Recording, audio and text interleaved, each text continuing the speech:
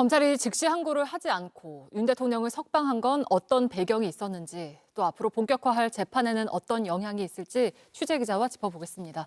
법조팀의 연지환 기자가 나와 있습니다. 자, 검찰이 즉시 항고를 포기하면서 야권에서는 지금 강하게 비판이 나오고 있는데 포기한 배경을 좀 뭐라고 볼 수 있을까요?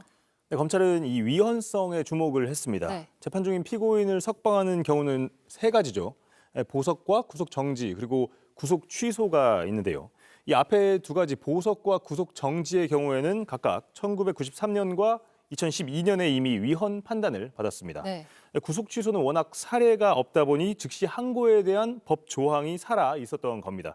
그래서 아직 남아있는 검찰의 권리를 포기했다 이런 비판이 나오고 있는 거고요.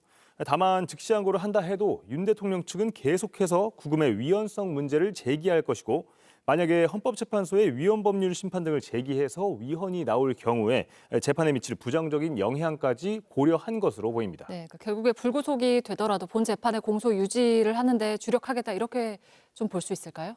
네, 법원이나 검찰의 판단 모두 공소 유지, 그러니까 재판 진행에 방점이 찍혀 있다 이렇게 볼 수가 있습니다. 윤 대통령을 체포해서 구속한 것은 공수처죠. 네. 그런데 법원은 공수처가 내란죄에 대한 수사권이 있는지가 이 판례가 없어서 불명확하다고 봤습니다. 이 절차적 명확성과 적법성에서 의문의 여지를 해소하는 게 바람직하다 이렇게 판단을 한 건데요.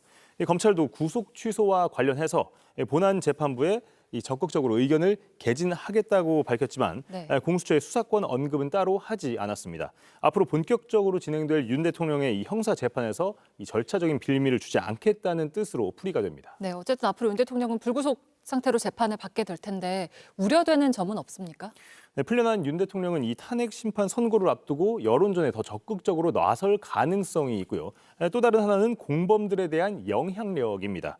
서부지법에서 윤 대통령에 대한 구속영장을 발부할 때 그 발부 사유로 증거인멸 염려를 들었습니다. 네. 윤 대통령은 국회의원을 끌어내라고 지시한 사실 등을 지금 부인을 하고 있죠.